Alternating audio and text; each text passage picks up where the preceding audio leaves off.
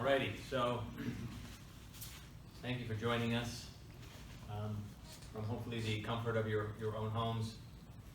So when I was asked to do another brown bag presentation, I was sort of conflicted between calling it two titles. I was either going to call it Mythbusters or I was going to call it Straight Talk. And so I opted for Mythbusters because I thought that was a little bit more gentler sounding. So anyways, right, this is me, Dr. Nick again, and we're going to bust some common myths about electron microscopy. These, of course, are electron microscopes. That's a TEM, and that is a dual beam FIB SEM. You also see I have a picture here of a stick of butter in various states. And this is a painting of, anybody know what kind of fish that is? It's a rainbow trout. Rainbow trout, right? Okay. That's a wonderful watercolor picture of a rainbow trout. So you might wonder, you know, what does a stick of butter and a picture of a rainbow trout have to do with any of this? Well, stay tuned and you will find out. All right, so the first thing, we better start by defining a myth, okay? A widely held but false belief or idea, okay? But false. So something that everybody thinks is you know, true, but really when you dig down into the meat of it, you find that it isn't, okay? So we're pretty much all, you know, this is a hard science that we work with here, electron microscopy and whatnot. So you might think, why are there myths in the hard sciences? Well, unfortunately there are, and electron microscopy is no exception to these myths, okay? So I'm going to bust 7 of these myths today. I specifically picked 7 because it's St. Patrick's Day, okay? And so hopefully we'll start a chain reaction here, and then you guys will go and bust the myths for other people, right? And then we'll end the myths and the lies, and the world will be a better place, okay? So these aren't really in any particular order, although I did kind of try to structure them quasi-logically. I did save my personal favorite and probably most important one for last, though. All right, myth number 1, indicated magnification, the myth. Images collected on 2 different microscopes with the same indicated magnification will have the same field of view. The truth, indicated magnification has no meaning in any practical sense. What matters is the field of view, or the FOV, okay? The FOV for 2 images may be very different, even though the indicated magnifications are the same. Vice versa. Fields of view could be the same, indicated magnifications can be very different. So what is indicated magnification? On most microscopes, although predominantly on SEMs, you see this less on TEMs, but you do see this pretty much on all SEMs. You'll get an image, and down here on the info bar somewhere, you will see an indicated magnification, okay? Right, so that's an indicated magnification. You also see this rather important feature, which is the real meaningful one, which is the scale bar, okay? Okay, so field of view versus indicated magnification. I have this high resolution TEM image here, okay? Field of view is the physical distance from corner to corner, assuming I have a square image. So in this case, it's about 22 nanometers, okay?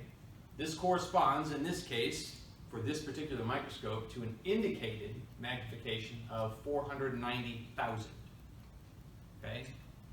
So a microscope will display an indicated magnification, and that will correspond to a field of view for that indicated magnification. So you have a table, if you will, of field of view versus indicated magnification, okay? So here's a perfect case study on why indicated magnification is meaningless. Okay, these are 2 images from 2 different microscopes, 2 different manufacturers, 2 different types of microscopes. Okay, they have the same field of view. They are the same specimen. These are Syria nanoparticles. Okay, so let's find out now, right? Moment of truth. What the indicated magnifications were: 20,000x, 415,000x. Okay, that's a factor of more than 20 difference. Okay, indicated magnification is meaningless. Okay, Don't be one of those people who perpetrates this myth and says, I need 70,000 X, blah, blah, blah. That means nothing, okay? Has no practical meaning in any sense. So how should people, sorry, so Nick, how should people communicate that? How should people communicate? Say that again, When a customer comes in and says, I need an image at 70,000x, what should we ask in return? You need to specify things like, what are the feature sizes you're looking at, okay? Okay, what are you trying to resolve, right? What kind of, again, feature sizes? Are you looking at micro scale? Are you looking at nanoscale? Okay, and that will be helpful, okay? But simply saying 70,000x is not helpful, really, in any practical sense, okay? Because again, right, you run into this trap, right, of indicated mags are very different, but fields of view are the same, or vice versa, okay? All right, that's myth number one. Myth number two, interaction volume and probe size. The myth, okay? We've talked about interaction volume before. The myth is that it's only a function of beam voltage and material parameters. The truth, okay, we're going to define interaction volume in a minute here, is that the depth of the volume only depends on beam voltage and material parameters. But but interaction volume also has a lateral extent that can and often is impacted by the probe size. Okay, right? And the size of the interaction volume isn't just how deep it is; it's also how wide it is. Okay, so what's an interaction volume? You can simulate it with a program called Casino.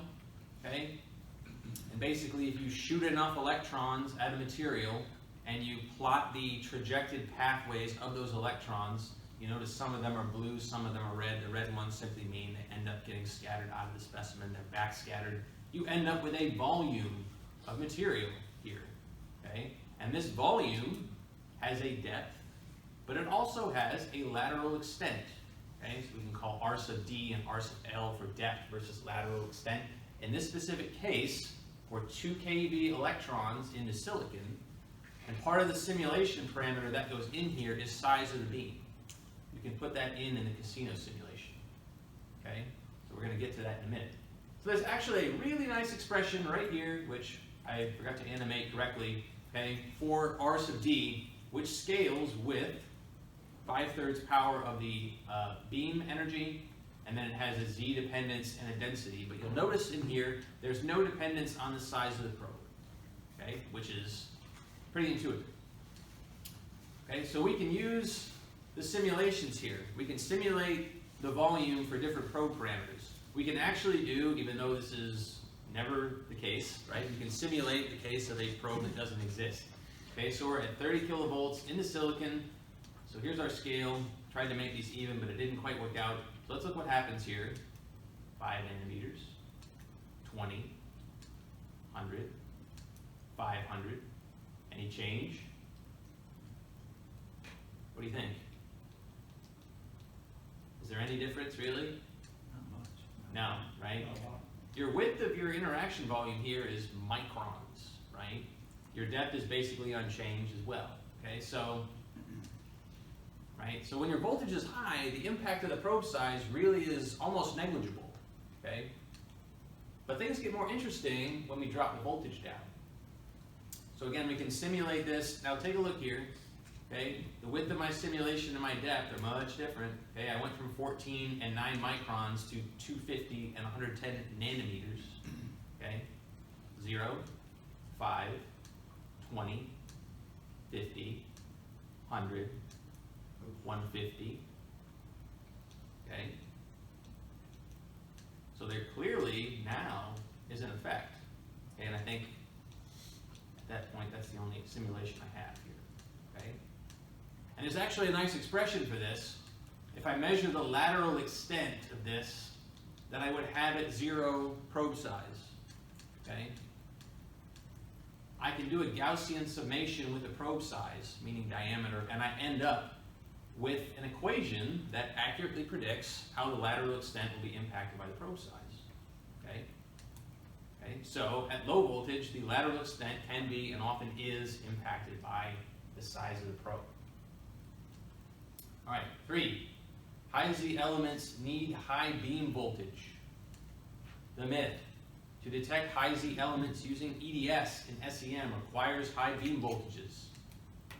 The truth, every naturally occurring element, okay, aside from helium and hydrogen, so all the way up to uranium, you can detect with 2 kV beam in EDS. Okay? Not to say that it's easy to do, right? You have some potential complications, but it can be done. Okay? Right, so again, this is what we mean by characteristic X-ray. We're talking about a silicon atom in here. It causes a core shell ionization, which in this case is a K shell. An L shell falls down, and I end up with a K alpha X-ray. Okay? So I can produce X-rays from any of these shells. Okay? Any of these shells, as long as I have enough energy to ionize the shell. So I got to eject an electron, and then I've got to have another shell that can give an electron and fill that empty state and then produce an X-ray. Okay? So that's the only criterion, really. So again, if I have silicon, I have a K and I have an L possibility here for an X-ray. But if I add more shells, right, I'm going to have more possible X-rays to be produced. Okay? So there's actually a great article in Microscopy Today a few years ago that actually tabulated all of this. Okay? So for certain beam voltages, what X-rays can I detect? So all the way down to 2 kilovolts, I can detect every single naturally occurring element. Every single naturally occurring element will make a characteristic X-ray. When I go down to 1.5 and 1, I start to get into some regimes where there's no available X-rays. Okay? But even still, I have a large swath of material that I still can detect at even below 2 kilovolts. Okay? All right. So people sometimes get caught up in thinking about K X-rays, and they forget that elements also make other kinds of X-rays. They make L and they make M depending on how many shells they have as well. Okay, so don't fall into the trap of thinking I only have to look for the K X-rays. Okay, maybe you don't need to look for the K X-rays. Okay, there are some challenges with this, which we will get to in the next myth, though. Okay, but the idea that you need a high voltage for high Z elements is not true.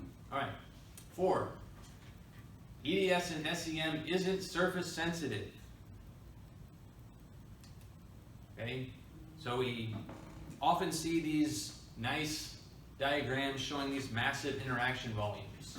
Okay, and so a lot of people erroneously think that because you have these massive interaction volumes, you can't have surface-sensitive EDS. The reality is that by changing your beam voltage, you can decrease the depth of that volume, and you can get surface-sensitive EDS. Okay? So even if you need to detect a high Z element, right, we can do that down to 2 kilovolts. Okay? So yes, just reduce your voltage. EDS can and will, actually. It's not a matter of just of it being optional. It will be more surface sensitive. Okay? Even for high Z elements. Okay? So the question is how sensitive. We can detect a native oxide on a germanium wafer, okay, which is only 1 to 2 nanometers thick with EDS. Okay, so what we're going to see here, if we're looking at a germanium wafer, we can look up the X-rays for our prospective elements, right? So we have germanium, which makes a K, and it makes a few L X-rays. Oxygen only makes a K, and carbon, which we're going to consider because of just crud on the surface. Okay. So we're looking at a bunch of peaks here. We want to see how these peaks change with the voltage. Okay, and then in each case, I'm shooting 84 nanocoulombs of electrons at my material. Okay, so 20 kilovolts. So we're seeing germanium K and L X-rays, right? These are the L peaks, these are the K peaks. I'm really not seeing anything else. Okay, that's not to say that those X-rays aren't there. They're just being swamped out, okay, by background down here. Okay, if I go to 10, I start to see a little bit of an oxygen bump right here. Okay, I don't have the Ks from the germanium anymore though. If I go down to 5, okay, I start to see again a little bit more of an oxygen bump, and I start to see a little bit of a carbon bump as well. Okay, because again, I'm being more surface sensitive. And then if I go down to 2, okay, I see this oxygen signal much more predominantly compared to the germanium signal. Okay, and again, I see the carbon more easily as well. Okay, so these aren't getting lost in the background anymore. Okay, but does anybody notice anything that's happening as I'm going down to 2 kilovolts? Peak ratio changes. Ratios are changing. Well, more importantly than that, right? Peak ratios are changing. That's why I can see these more evidently. But what else is happening? Here's your clue. Look at the x-axis. I'm sorry. Look at the y-axis. Oh, yeah, it counts. Okay. Yeah, you lose tons of signal. Okay, when you go down. And in each case, I shot the same number of electrons at the sample. Okay, so this is one of the potential issues, right? Is that you're going to lose X-ray intensity just by virtue of going to a lower voltage. Okay. The other issue might be as well, if I have 92 elements that all make X-rays less than 2 kilovolts, if I have a bunch of elements in there, I have the potential to have a bunch of overlaps or peaks right in here. Okay. So not to say that you can't do it, okay, but again, we've established that yes, you can do heavy elements at low kilovolts, and you can be surface sensitive. Yes, go ahead. So I know that on the Nova SEM, the software will not allow you to select an element unless the software thinks that you have enough kV. Mm-hmm.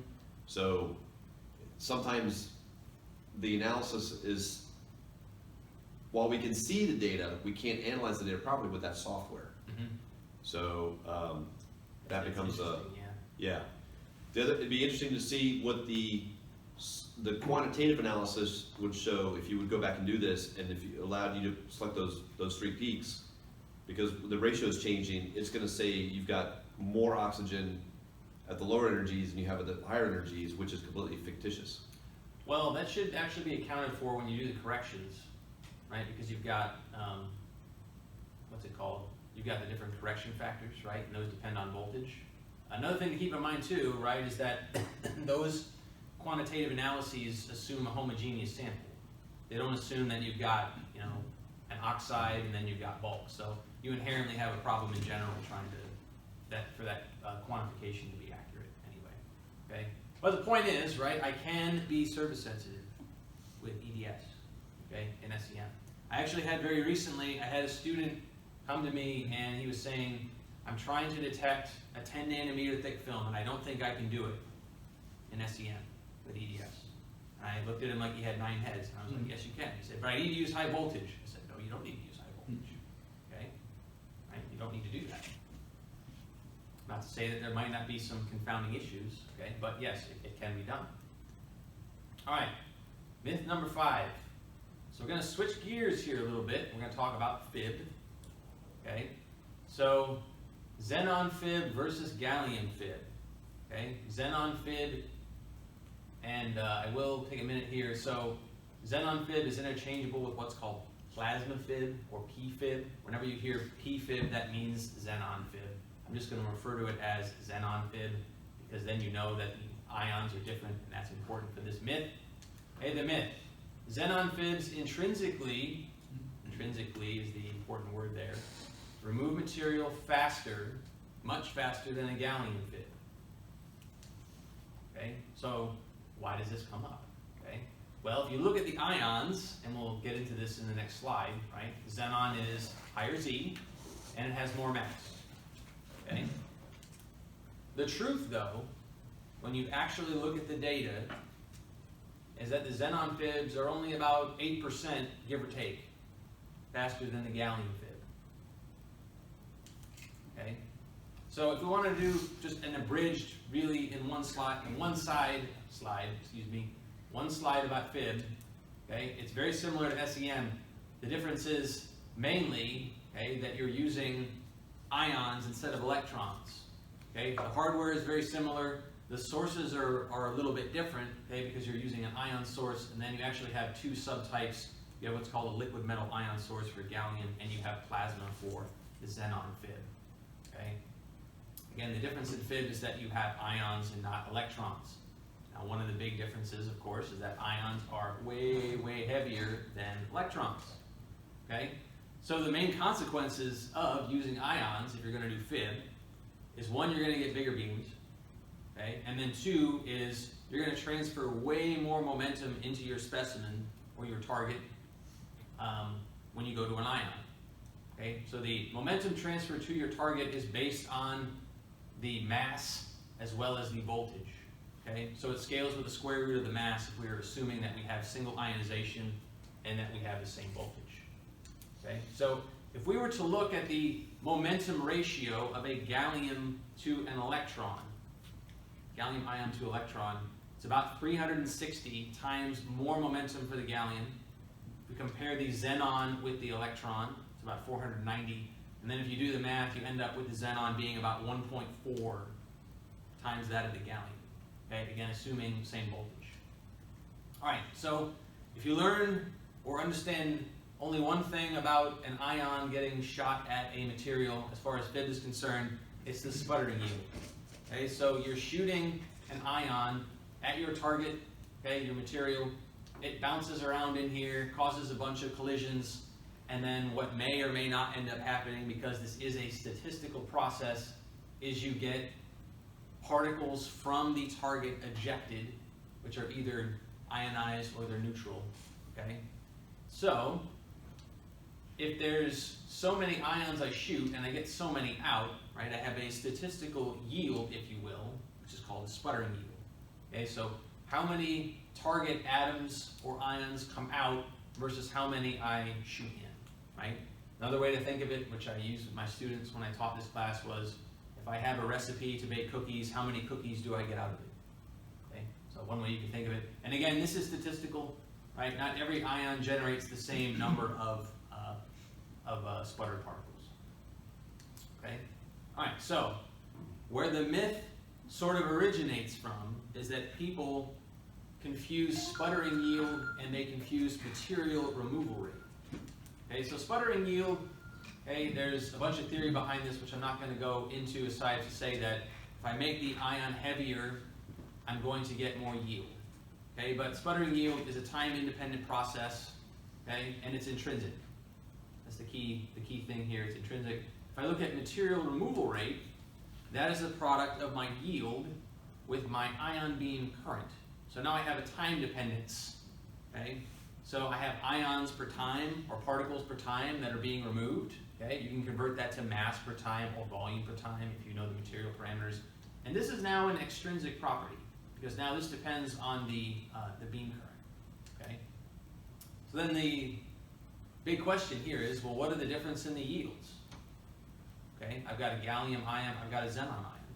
Are they any different? If I look at just the intrinsic ability of each ion to remove material. Okay, so the key thing is, right, you have to look at data. Okay, you can't just look at what you hope is going to be true, okay, or what theory predicts is true. You have to look at actual data. So we actually have some here, okay, where we took 30 keV gallium ions and we shot them into silicon, okay, over an area. And we measured how many ions were shot into that area. And we can actually measure the volume of material removed. Okay? We did the same thing with xenon for the same energy and the same number of ions. Okay? Let's look at that again. Gallium, xenon. Is there a huge difference between those? I'd say there's no difference. scale bar on the xenon image. Okay, Brent, when you see that, that's implied as being on that. Right? Actually, that's because, like, think about your publications, okay? Because I learned this, right? It looks kind of hokey to have this same bar all over the place, okay? If you got a bunch of them, okay? So that's why people normally do that, okay? But that's a good thing to point out, okay? So really, is there a huge difference? Okay? There's a little bit of a difference, maybe, okay?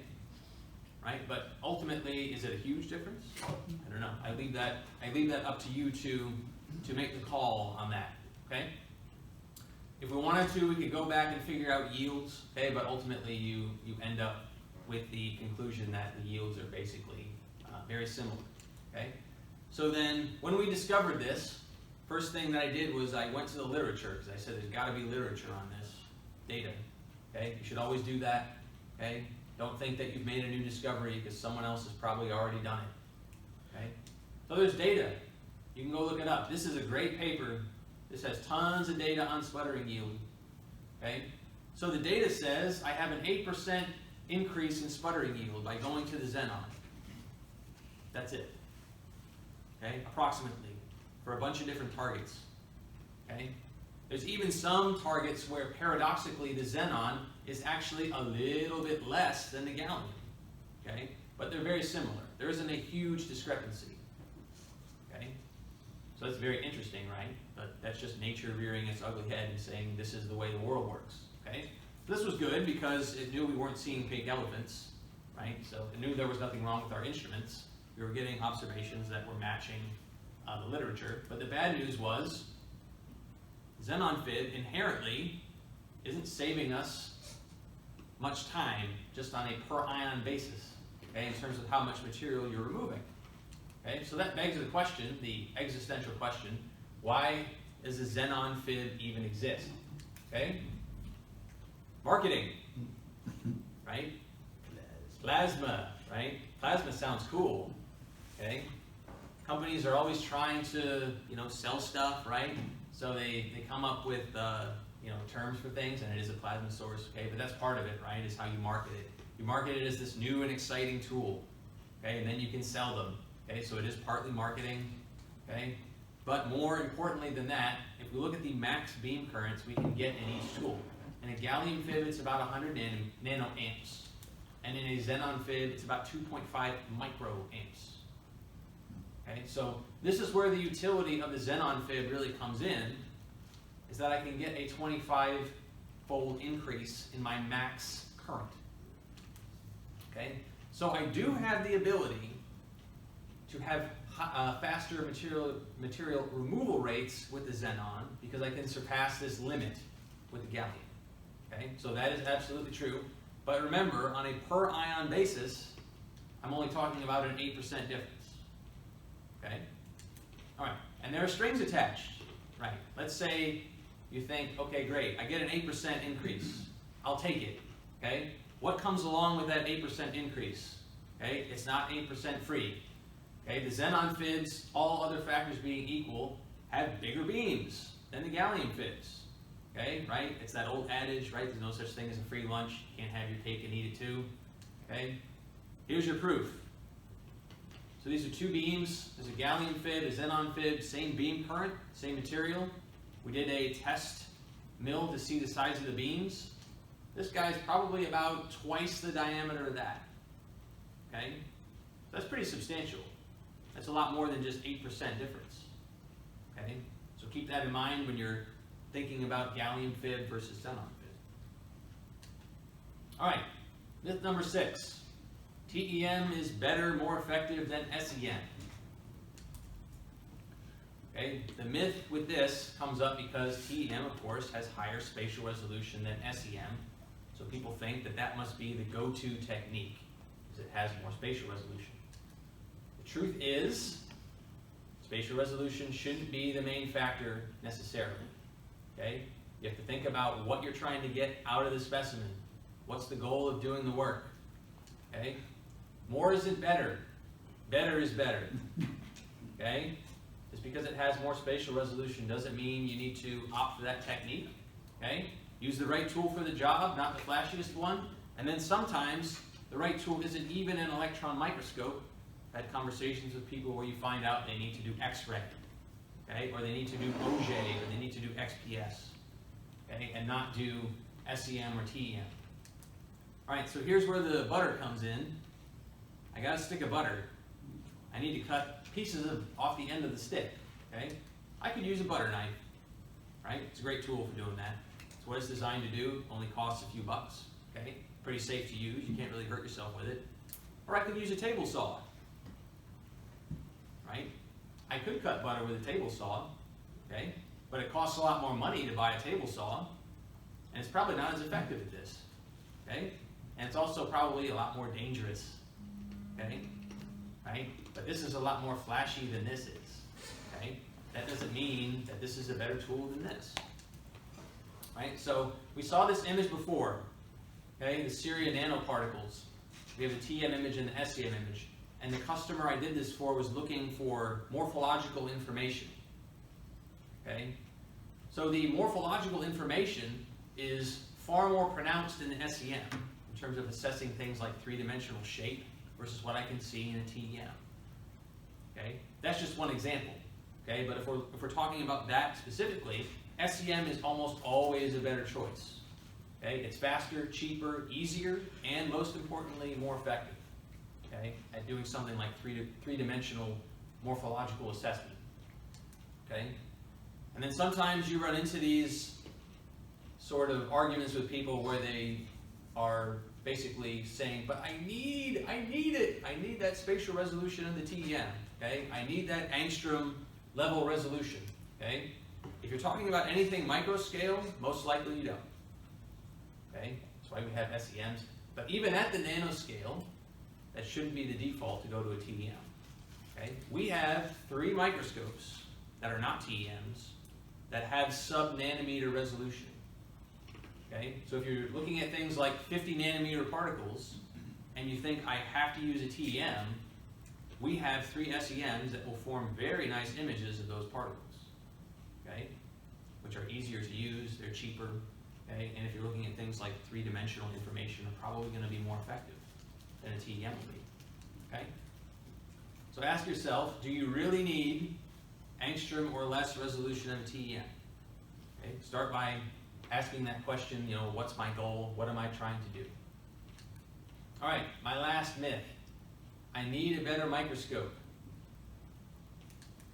If you are not getting the results you want from the microscope, you need a better microscope. The truth, okay, and this is where this straight talk part of this comes in. If the microscope is operating properly, it's rarely the limiting factor in your results. Not to say that it can't be, but rarely is it the limiting factor. Okay? Far more important is who's operating the instrument. Okay? Okay, another thing which is actually related to this, okay, because depending on what you're doing, you have to make the samples, right? Is things like the specimen. Did you prepare the specimen well? Is it clean? Okay?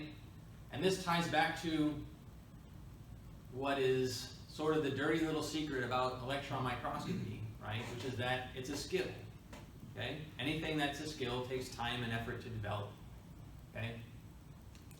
Right? So I have a good TEM image, I have a bad TEM image, clearly. Okay? So the question always is, why are my images bad? Right? When I see this. Okay? So ultimately this falls on the operator, right? To correctly operate the instrument and understand what's happening. Okay? Maybe the issue is that you didn't align the objective aperture correctly. Maybe the issue is that you didn't do the rotation center correctly. Maybe you don't know how to adjust the stigmation properly. Okay? Or maybe your sample is drifting like crazy, okay? And you can't get a stable image. Right? In which case you just need to wait for the drift to stabilize.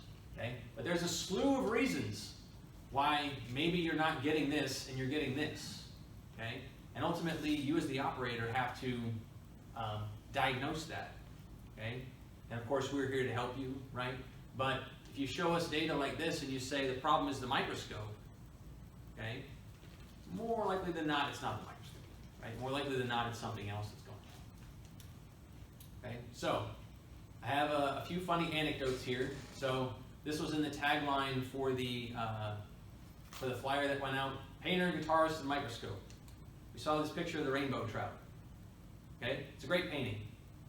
Okay? So, the story behind this, I was in art class in 9th grade. I had this art teacher named Mr. Mumby. Okay? He was pretty old at the time. I hope he's still alive. But there were these 2 students in art class with us, and they were talking to each other, and one was saying, you know, I bet if I had his paintbrushes and I had his paints, I could make paintings like him. And so Mr. Mumby heard him, and he said, give me your paintbrush, give me your paints, and he took him to school. Took him to school, he painted a nice picture, and he said, this is what you can do, and the student never said a thing again. Okay? This is one of my guitar heroes. He played guitar for Ozzy Osbourne for a number of years.